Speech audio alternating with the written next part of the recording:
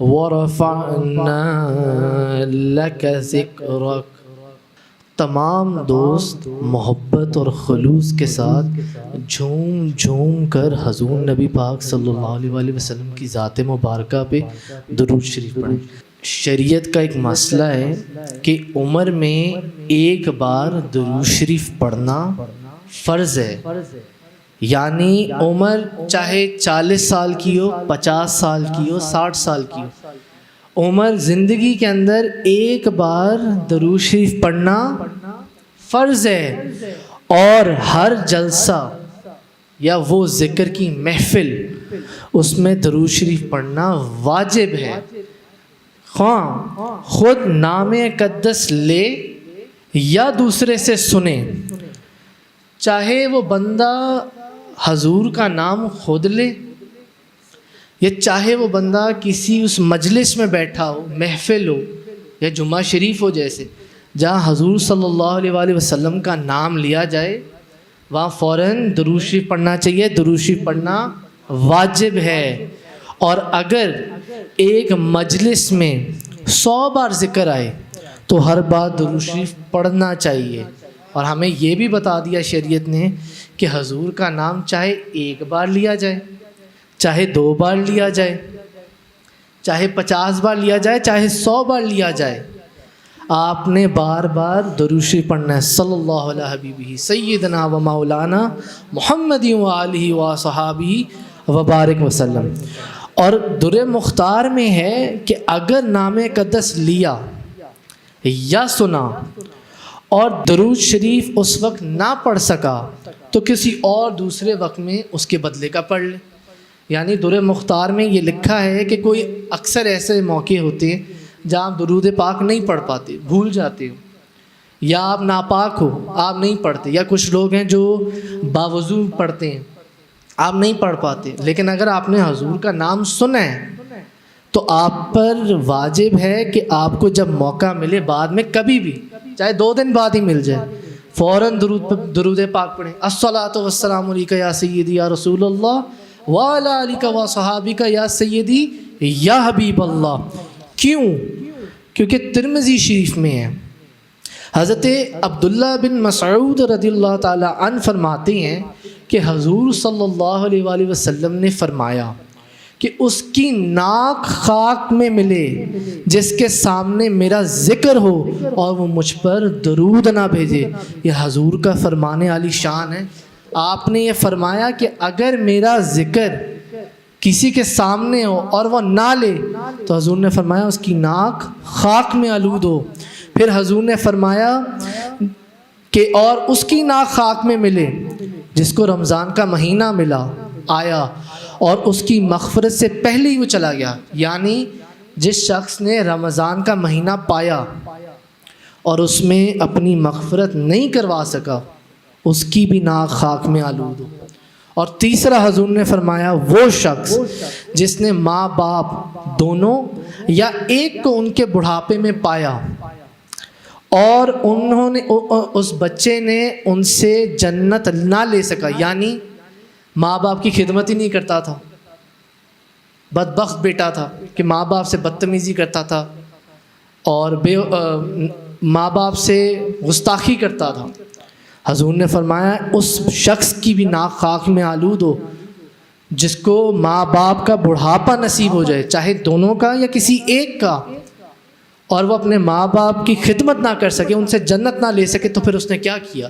اس کی بھی ناک خاک میں آلود ہو۔ صحیح مسلم شریف میں حضرت ابو ہریرہ رضی اللہ تعالیٰ عنہ فرماتے ہیں، وہ فرماتے ہیں کہ حضور صلی اللہ علیہ وآلہ وسلم نے فرمایا جو مجھ پر ایک بار درود بھیجے اللہ تعالیٰ اس پر 10 درود نازل فرمائے گا۔ یعنی وہ شخص جو حضور کی ذات مبارکہ پہ ایک بار درود پڑھ دے، اللہ تعالیٰ اس پہ 10 نعمتیں نازل فرماتا ہے، 10 رحمتیں نازل فرماتا ہے۔ یہ ایک بار درود پڑھنے کی برکتیں، عظمتیں ہیں۔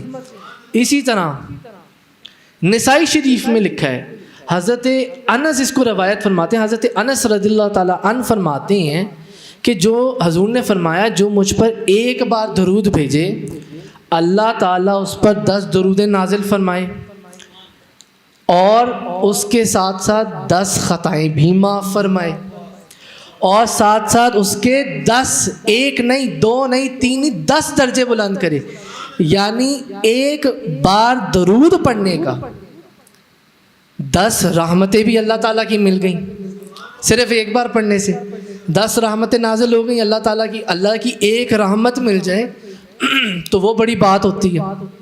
ہمیں کتنی رحمتیں مل رہی ہیں؟ 10، ہمیں 10 رحمتیں مل گئیں۔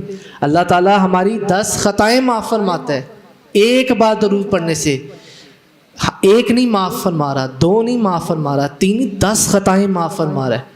ہماری قسمت ہے کہ ایک بار درود پڑھنے سے ہماری 10 رحمتیں بھی مل گئیں، 10 خطائیں بھی معاف ہو گئیں، اور ساتھ ساتھ 10 درجے بھی بلند اللہ تعالیٰ کرتا ہے۔ کیسا؟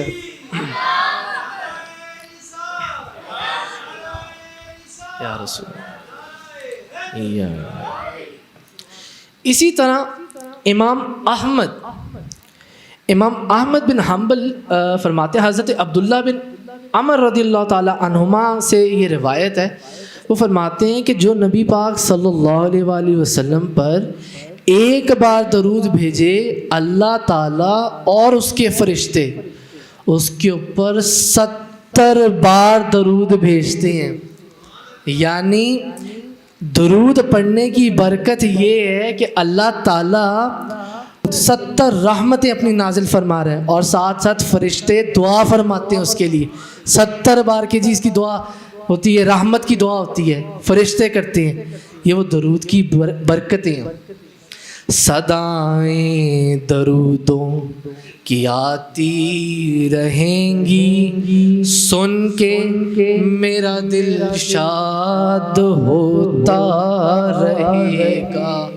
خدا اہل سنت کو آباد رکھے، محمد کا میلاد ہوتا رہے گا۔ صدائیں درودوں کی آتی رہیں گی، سن کے میرا دل شاد ہوتا رہے گا۔ خدا اہل سنت کو آباد رکھے، محمد کا میلاد ہوتا رہے گا۔ اسی طرح ترمذی شریف میں حضرت عبداللہ بن مسعود رضی اللہ عنہ سے روایت ہے، وہ فرماتے ہیں کہ حضور صلی اللہ علیہ وآلہ وسلم نے فرمایا، قیامت کے دن مجھ سے سب میں زیادہ قریب وہ ہوگا جس نے مجھ پہ سب سے زیادہ درود بھیجا ہوگا۔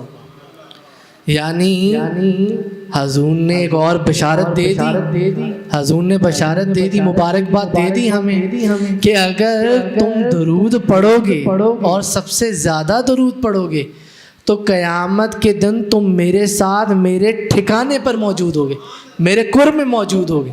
یہ کیسی برکت ہے کہ صرف درود پڑھنے سے ہمیں ہمارے آقا، ہمارے مولا حضور پر نور شافی یوم النشور، تاجدار دو جہاں، شاہ سوار لامکان، مالک زمین و آسمان، روح کن فکان، حضرت محمد مصطفیٰ صلی اللہ علیہ وآلہ وسلم، ہمیں ان کا قرب حاصل ہو جائے، ہمیں ان کا قرب مل جائے تو ہمیں اور کسی کے قرب کی ضرورت ہی نہیں پڑتی۔ اور وہ قرب کیسے حاصل ہو سکتا ہے؟ درود پاک کی برکتوں سے، درود پاک کی برکتوں سے حضور کا قرب مل سکتا ہے۔ اسی طرح ترمذی ہی شریف کی حدیث ہے، حضرت ابی بن کعب رضی اللہ تعالیٰ عنہ فرماتے ہیں کہ میں نے حضور نبی پاک صلی اللہ علیہ وآلہ وسلم کی بارگاہ میں عرض کی، یا رسول اللہ صلی اللہ علیہ وآلہ وسلم، میں بکثرت دعا مانگتا ہوں، تو مجھے کتنا درود کے لیے کتنا وقت مقرر کرنا چاہیے؟ میں دعائیں جو مانگتا ہوں اس کے علاوہ مجھے درود کے لیے اس میں کتنا وقت میں مقرر کر دوں؟ تو آپ حضور صلی اللہ علیہ وآلہ وسلم نے فرمایا، جو تم چاہو۔ ہاں، یعنی آپ نے اجازت دے دی، جو تم پڑھ لو، ٹھیک ہے پڑھ لو جو تم چاہو۔ حضرت ابی بن کعب رضی اللہ تعالیٰ عنہ فرماتے ہیں میں نے عرض کی یا رسول اللہ چوتھائی 1/4 پڑھ لوں؟ تو حضور صلی اللہ علیہ وسلم نے فرمایا جو تم چاہو، اور اگر زیادہ کرو تو تمہارے لیے بہتری ہے. یعنی ایک طرح حضور نے اجازت تو دے دی آپ کو کہ جو مرضی پڑھ لو، قبول ہی قبول ہے، لیکن بہتری اس میں ہے کہ اگر زیادہ پڑھ لو. تو حضرت ابی بن کعب فرماتے ہیں میں نے حضور نبی پاک صلی اللہ علیہ وسلم کی بارگاہ میں عرض کی یا رسول اللہ نصف پڑھ لوں؟ تو حضور فرمانے لگے، آپ نے فرمایا جو تم چاہو، اور اگر زیادہ کر لو تو تمہارے لیے بھلائی ہے. پہلے آپ نے فرما دیا کہ اگر تم اور زیادہ کر لو بہتری ہے، تو دوسری بار آپ نے فرمایا اگر اور زیادہ کر لو تو تمہارے لیے بھلائی ہے. تو حضرت ابی بن کعب فرماتے ہیں میں نے عرض کی یا رسول اللہ 2/3 کر لوں، 2/3. تو حضور فرماتے ہیں حضور نے ان کو فرمایا جو تم چاہو. حضور نے پھر اجازت دی جو تمہارا دل چاہے، جو تمہارا جی چاہے وہ تم کر لو، اور اگر زیادہ کر لو تو تمہارے لیے بہت بہتری ہے. حضور نے فرما دیا تمہارے لیے بہتری ہے اس میں. تو حضرت ابی بن کعب رضی اللہ تعالیٰ فرماتے ہیں میں نے عرض کی یا رسول اللہ تو کیا کل وقت ہی درود کے لیے مقرر کر دوں؟ سارا کا سارا وقت جو دعاؤں کا ہے وہ میں درود کے لیے کر دوں؟ تو حضور صلی اللہ علیہ وسلم نے فرمایا کہ اگر ایسا ہے تو اللہ تمہارے کاموں کی کفایت فرمائے اور تمہارے گناہ بخش دے، اور تمہارے گناہ بخش دے. یہ کیسی برکتیں ہیں کہ صرف حضور نے فرمایا کہ 1/4 نہیں، ہاف ٹائم نہیں، 2/3 نہیں، اگر تم تمام ٹائم دعاؤں کا جو ہے وہ درود کے لیے مقرر کر دو تو یہ ایسی بابرکت چیز ہے کہ ایک تو اللہ کی کفایت بھی حاصل ہوگی اور اللہ تعالیٰ تمہارے گناہ بھی بخشے گا. یہ برکتیں درود کی. مولایا صلی وسلم دائماً ابدا علی حبیبک خیر الخلق کلہم. مولایا صلی وسلم دائماً ابدا علی حبیبک خیر الخلق کلہم. اے میرے مولا تو اپنے حبیب پر ہمیشہ درود و سلام بھیج جو تیری مخلوق میں سب سے بہتر ہے، سب سے بہتر بنا کے بھیجا گیا. مولایا صلی وسلم دائماً ابدا علی حبیبک خیر الخلق کلہم. اسی طرح ترمذی شریف میں یہ روایت ہے، حضرت امیر المؤمنین حضرت فاروق اعظم رضی اللہ تعالیٰ عنہ فرماتے ہیں کہ دعا جو ہے وہ آسمان اور زمین کے درمیان معلق ہے. آسمان اور زمین کے درمیان معلق ہے، چڑھتی نہیں ہے. یعنی آپ جب دعا مانگتے ہیں تو دعا آسمان اور زمین کے بیچ میں رہتی ہے، وہ نہیں چڑھتی، وہ نہیں پہنچتی. وہ فرماتے ہیں کہ جب تک حضور صلی اللہ علیہ وآلہ وسلم پر درود نہ بندہ بھیج دے اس کی دعا آسمان اور زمین کے بیچ میں رہتی ہے. اسی لیے اگر آپ لوگوں نے دیکھا ہو عام ہم جب بھی کوئی دعا مانگتے ہیں ہم سب سے پہلے کیا پڑھتے ہیں؟ دعا سے پہلے ہم درود پاک پڑھتے ہیں. درود کی دعا کے اینڈ پہ کیا پڑھتے ہیں؟ آخر میں درود شریف پڑھتے ہیں. اسی لیے تو ہم نے سیکھا ہے کہ اول و آخر درود شریف پڑھا کرو دعا کی. اگر دعا مانگ رہے ہو اور دعا کی قبولیت چاہتی ہو تو درود پاک پڑھ لو، کیونکہ حضور تو اللہ تعالیٰ کے محبوب ہیں. ایسے ہی ہے جی.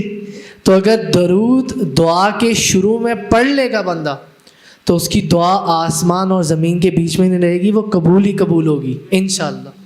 صدائیں درودوں کی آتی رہیں گی، سن کے میرا دل شاد ہوتا رہے گا.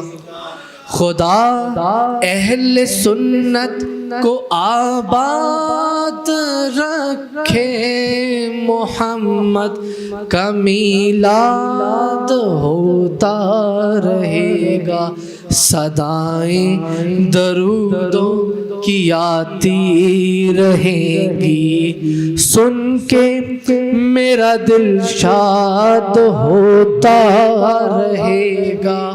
خدا اہل سنت کو آباد رکھے، محمد کا میلاد ہوتا رہے گا۔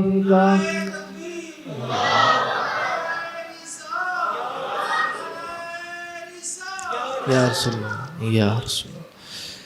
تو ہمیں دعا مانگنی کی ہے، یا ربی بالمصطفیٰ بلغ مقاصدنا واغفر لنا ما مضى یا واسع الکرم۔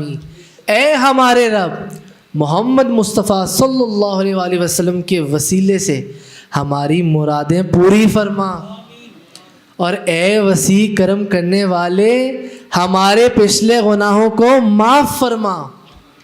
وآخر دعوانا الحمد للہ رب العالمین، والصلاة والسلام علی رسولہ خیر خلقہ سیدنا محمد وعلی آلہ وصحابہ وازواجہ وعلماء ملتہ واولیاء امتہ و امتہ اجمعین۔